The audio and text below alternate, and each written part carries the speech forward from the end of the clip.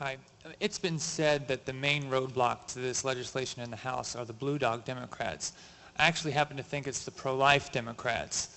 And I'm just wondering, I also read on a pro-life blog not long ago that Steny Hoyer was apoplectically reaming the pro-life Democrats after a vote some time ago. I'm just wondering, are you all confident that the pro-life Democrats are not going to have their arms twisted by Nancy Pelosi and that they are going to not waver from this? And more specifically, what are you all as Republicans doing to voice solidarity with them? Because I think if there's any group in the Congress right now that needs our prayers, it's those courageous pro-life Democrats.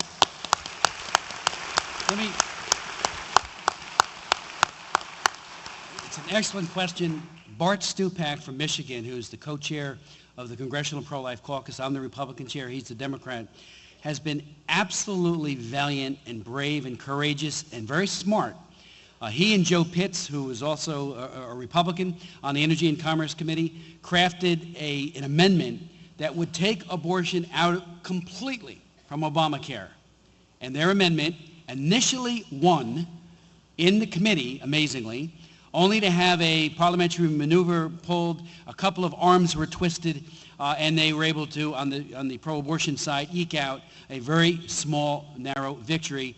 And then on what's known as the CAPS Amendment, which is a very, very pro-abortion amendment. I agree with the questioner. The pro-life Democrats, and there are fewer now than there were when we went through this trial with Hillary Care, and they too, during that difficult time, were magnificent, standing there with an amendment saying that we will not be part of the greatest expansion of abortion in the United States history since Roe versus Wade.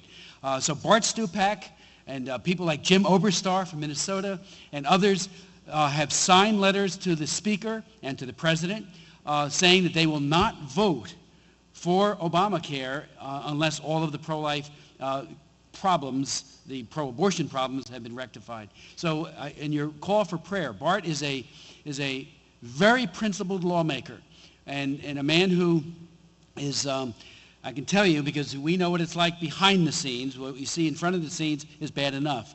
But he is not well-liked by certain elements of the Democratic coalition. So he needs our prayers. He needs our support. And he is a very, very courageous man, and I greatly admire him. So thank you for that question. Let me just take 1 minute, if I may.